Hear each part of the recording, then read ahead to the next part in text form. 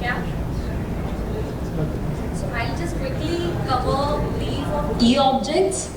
What are e-objects? What are we doing in e-objects and what the specifications are? Just a brief of it because detail we have already taken care. We can always have one-to-one calls between each of us whenever required to take you through field by field of e-object specification.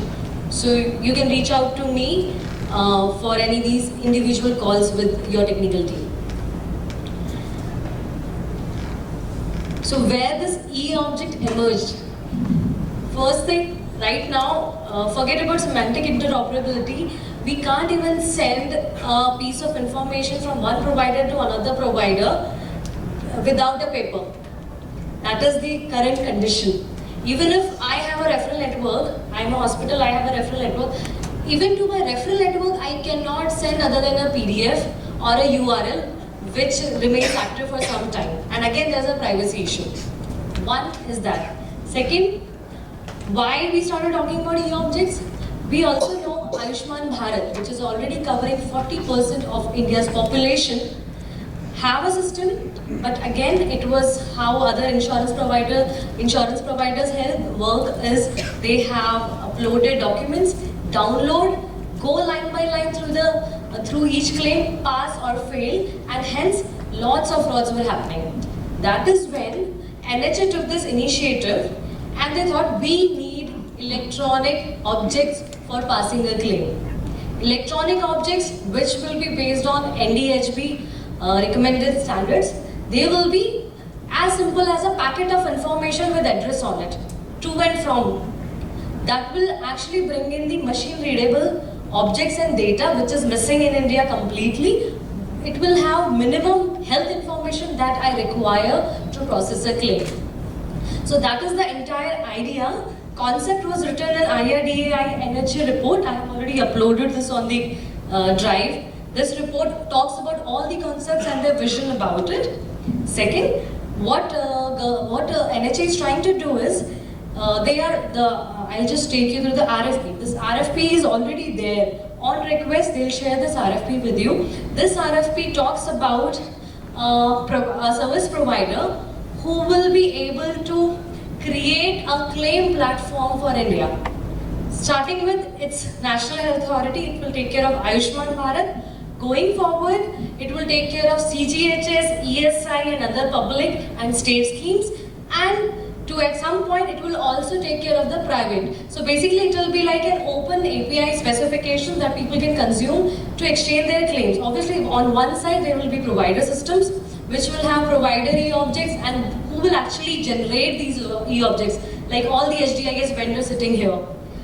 On the other side, there will be payer insurance system that will have those data and process the claim. So it's as simple as a router. I send an e-object as a packet of information with address which says who is the beneficiary, who was the healthcare provider, which was the facility where the service was provided, and who is the payer. On the basis of that information, the router or the health claim platform will do all the eligibility checks, the initial checks electronically, and pass the claim to the respective payer. This RFP is already there. I can share this document later over an email, but to get the detailed RFP, if interested, you need to contact to NHA. So this is the financial lever that was missing. Why US healthcare could standardize? Same reason, insurance. Every other country, wherever you have seen transformation in healthcare and adoption of standards, the only driver is a financial lever. How Ayushman Bharat becomes a financial lever? If, for example, we spoke to a few providers, because NHA had already communicated to us about the vision they had. What if right now the claim, the normal claim payment happens in 1 month, starting from 1 month up to 12 months or even years? You don't get payments from government on time. So that is the pain point. The hospitals are on credit. You are using hospital services on credit. This is a major problem. What NHA is trying to solve is making it electronic. They are ensuring faster payment. So as long as you generate an e-claim object or objects for e-claim, it will ensure the moment your pre-authorization is approved, by the platform and you get a approved query, response, the payment will be blocked. So this health platform will ensure that the payer has the amount to pay you. And the moment it passes through the claim, the entire claim, pre-auth, claim and adjudication through a machine, a readable document and rule engine, you will be credited your amount. So this is where the need generated of why do we need standards in all the HDIS system and why do we need to generate those e-objects in first place. So the major financial lever which was lacking in India is Ayushman Bharat, and this is why you are seeing why all this is happening at such a short notice. So this is just a explanation of how the National Health Claim Platform will be. Now it has been named as Health Claim Platform.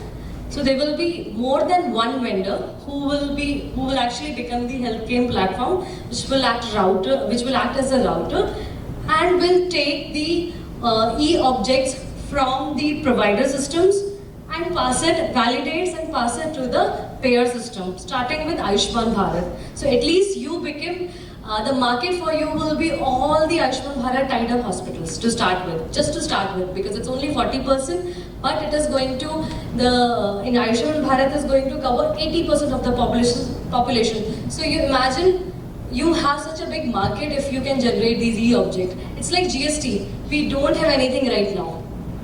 So we do need those, and that's why we came to you and told you why we need it today. So again, this is a cloud-based?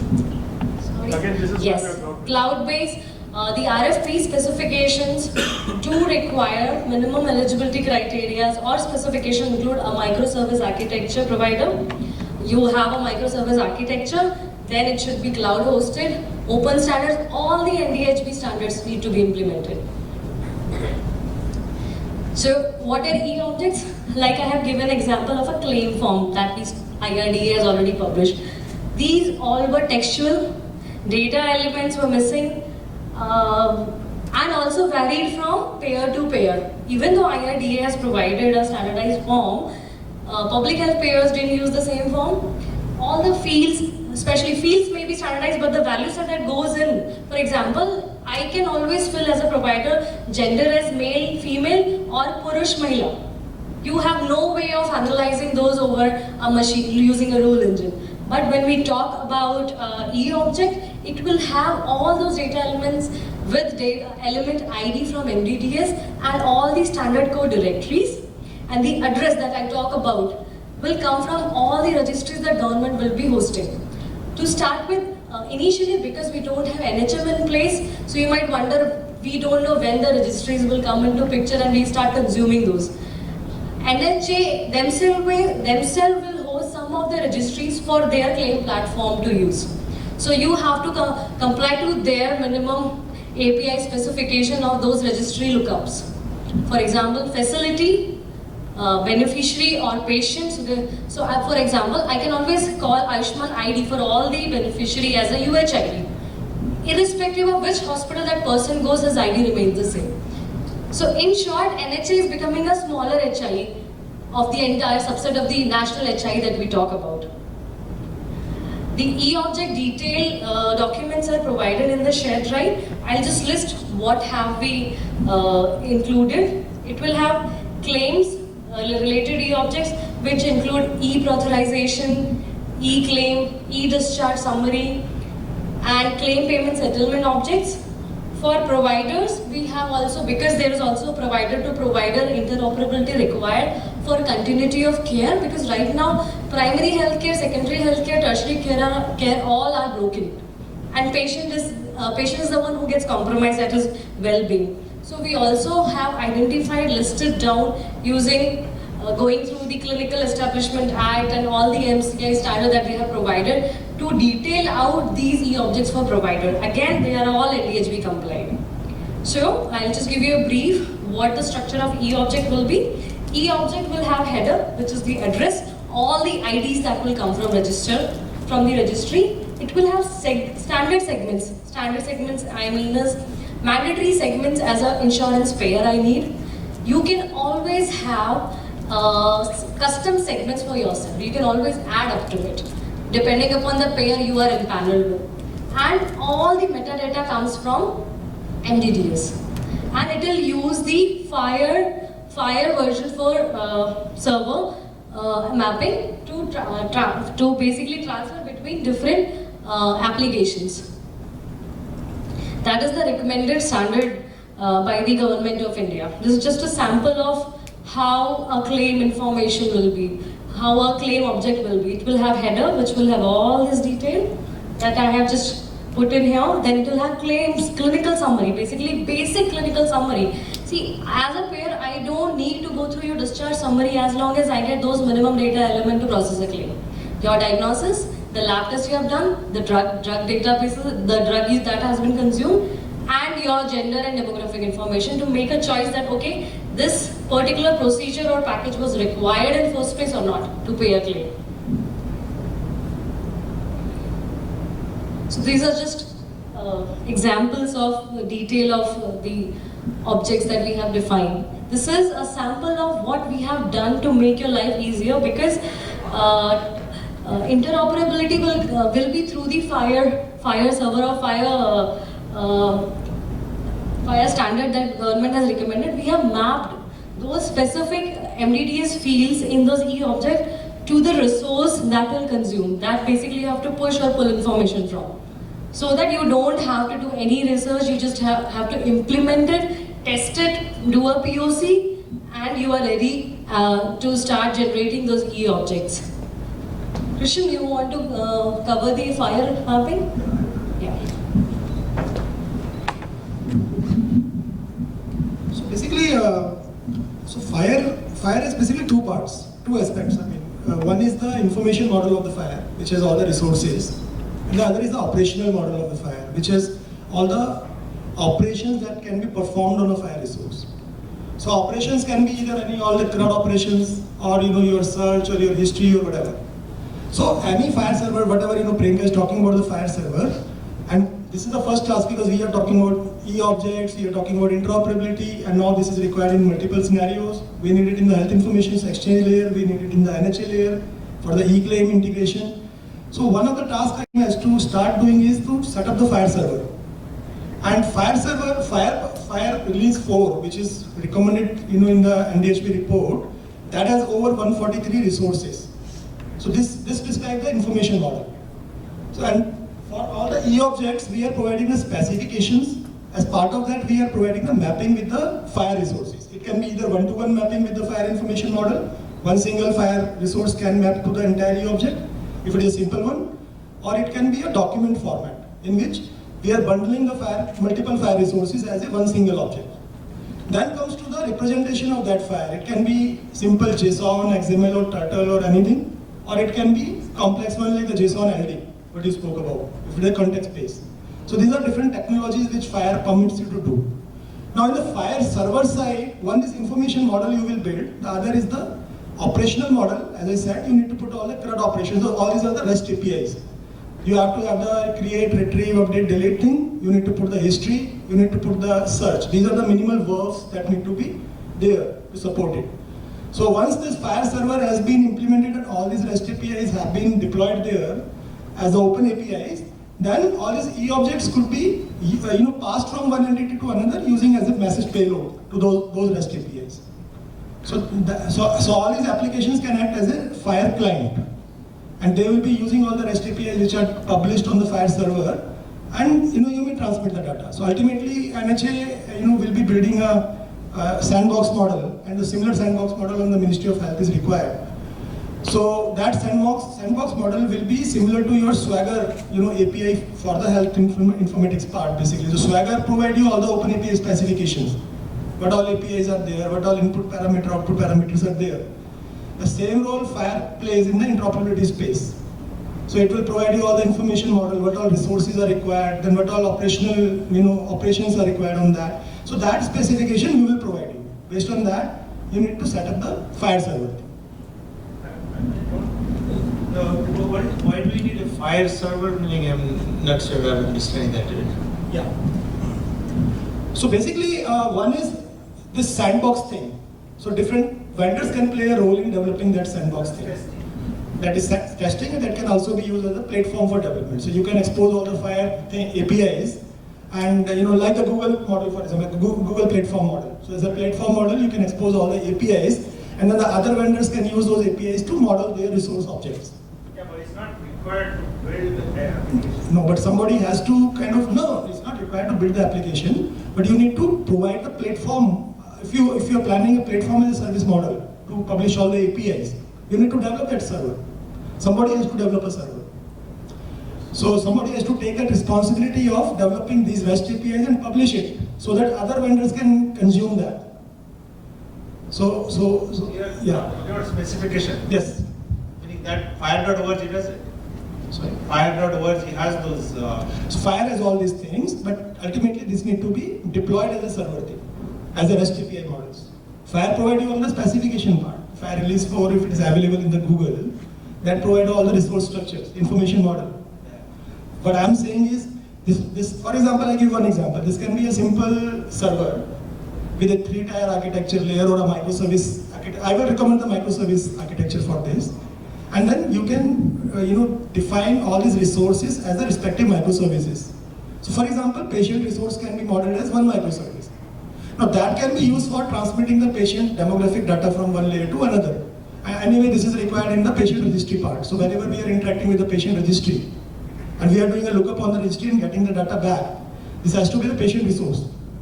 Yeah, but if the application provides, if the application is capable and already exposing a Fire interface, right? I'm already say I have a patient registration application which has a capability of giving you data in one of the format is Fire. Then I don't need a Fire server to be. Yeah, so that application will be a Fire client because it is consuming some Fire API to transmit the data back. So one is it is modeling the resource object as an E object, and then it is sending it through the Fire API to the other layer. No, right. It is directly sending. I have a capacity to both pull and push, and I'm the server, right? And I can send. Yeah, so what you are talking about is like any server kind of thing. Yeah. Right? So ideally what Fire recommends is even on the operations side, because most of the applications are not taking care of the operation side of them.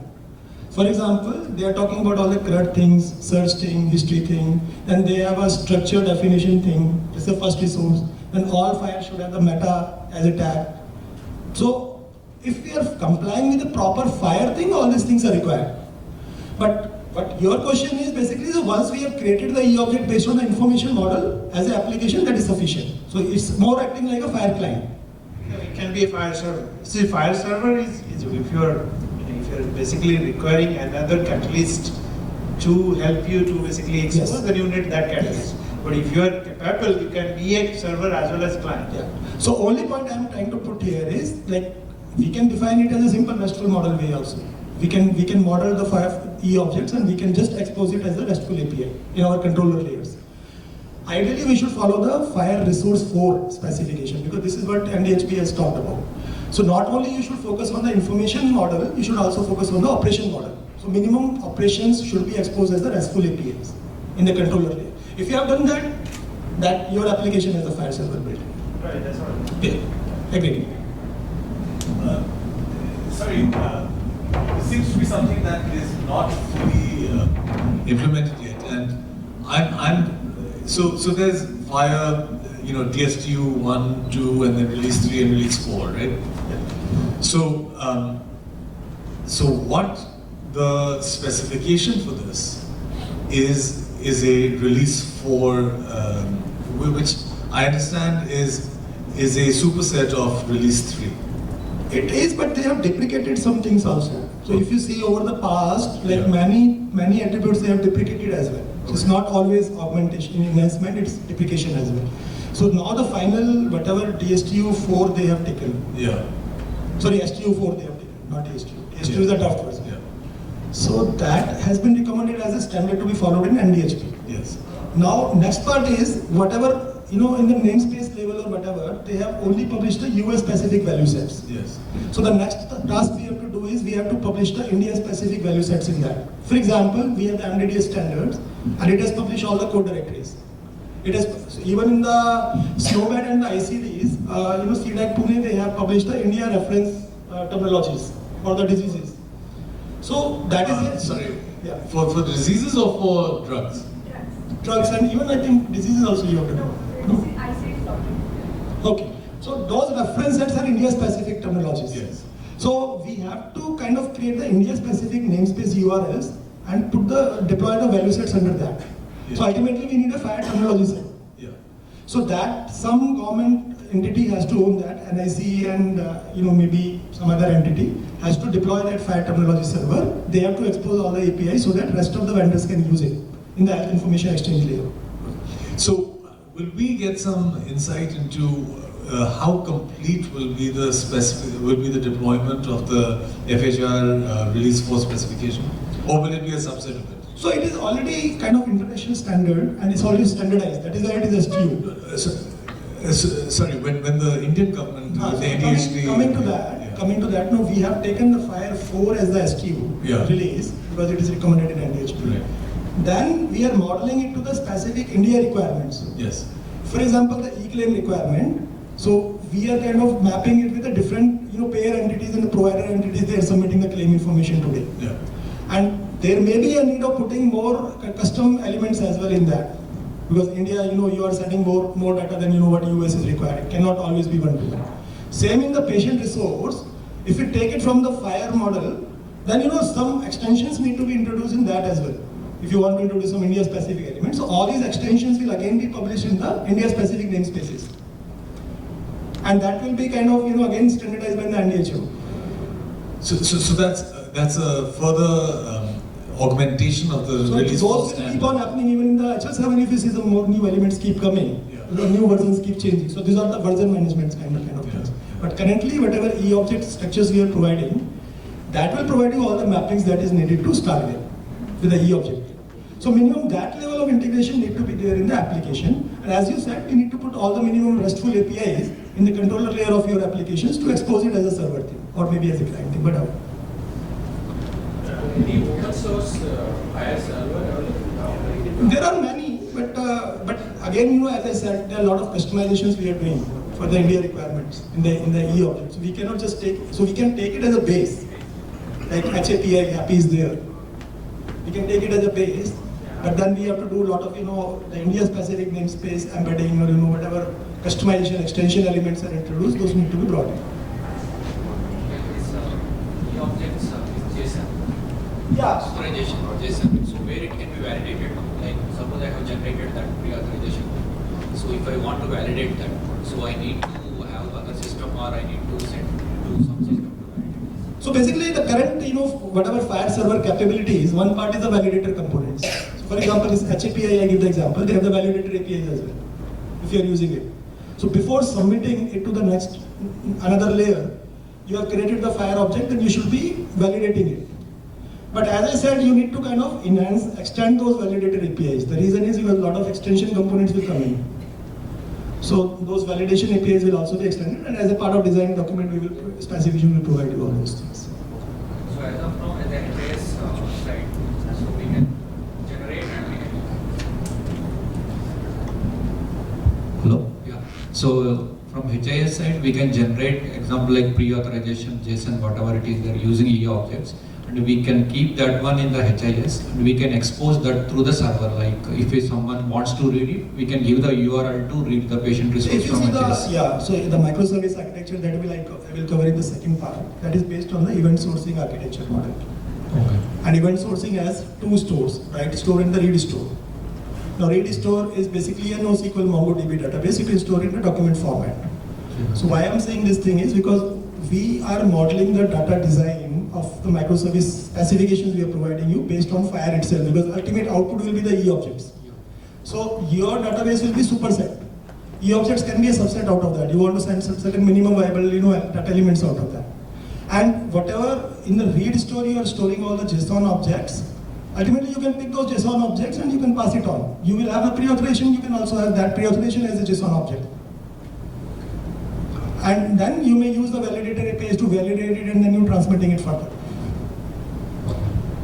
So our design, microservice design specification will have the inbuilt compliance to the FHIR thing.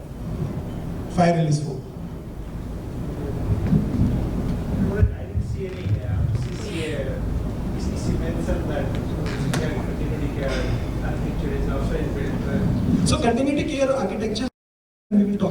information exchange thing. So we have started in that direction, but first we need to standardize the data thing, we need to bring the API thing, those are the static and the privacy security part. The ultimate convergence is towards the continuity of care thing only. So these are the small building blocks which are in that direction. Yeah, so bigger picture is that.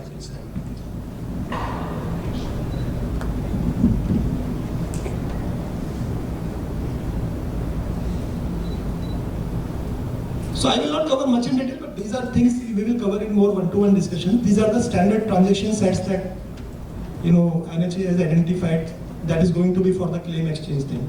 So there will be like eligibility request, there will be against that response will come. Then hospital can send the pre-authorization or extension or a discharge intimation. Then they will get the approval, rejection or whatever as a claim response. And finally the patient has been discharged, the claim has been authorized.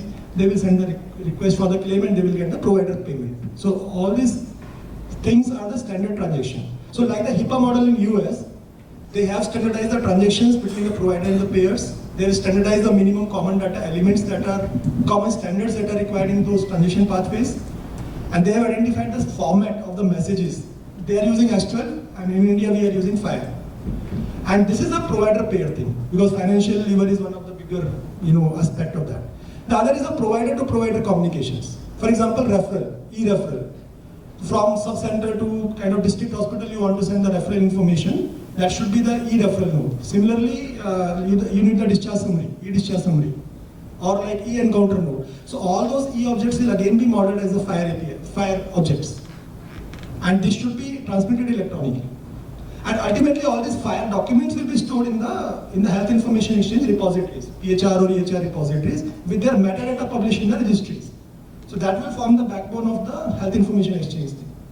Now, pulling all the documents against a global patient ID, I can retrieve all these past history records, and I can make a continuity of care document out of that. So that is the objective, of the MDHP.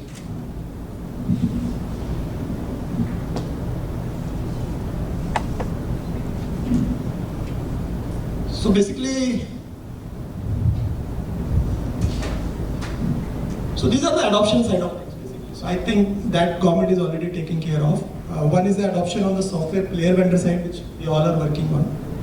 And we have to kind of bring in this MDHP building blocks implementation in place. So it will ultimately take care of all the standards, all the building blocks. And then the other part is the adoption on the PMJ side, because financial driver will be provided by PMJ. So, and the payer adoption thing. So I'm not talking much on that part basically. So these are all objects I think Priyanka has already covered.